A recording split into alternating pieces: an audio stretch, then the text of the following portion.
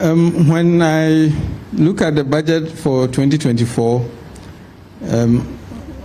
so my first impressions are that it's more consistent with what we are trying to do with the IMF program in terms of our targets and then what we achieve for 2023.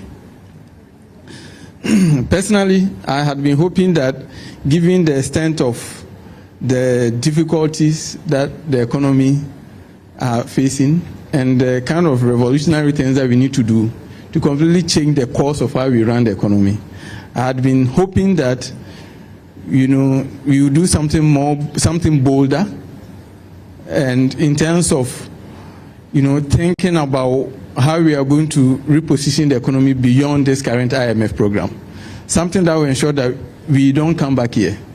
When you say something bolder, what thing are you looking at? What are some of the things you are looking you're looking at?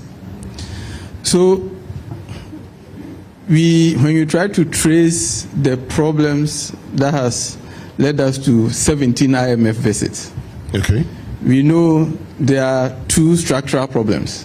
There's the structure of our economy, which we always complain about, that has been same since before independence, as well as the structure of our public finances. So if you look at the IMF program, a lot of it is trying to address the problems with our public finances, the way we raise revenue and the way government spend, as well as the governance processes around it. What it doesn't do enough is, or what it doesn't do at all, is how we fundamentally change the way our economy works so that we cut our dependence on imports and revamp our domestic production capacity and build a more resilient economy and diversify our sources of exports. The IMF number 17 will not do that for us. When we go to the IMF, what it does for us is to help us to stabilize the instability we have. Okay. The question is how we build on that. So since we spent the whole of this year talking about, the fiscal side, I was hoping that we now begin to see a plan on what we go afterwards. To be fair, you do see something being mentioned, but the only issue is that those things have been mentioned before.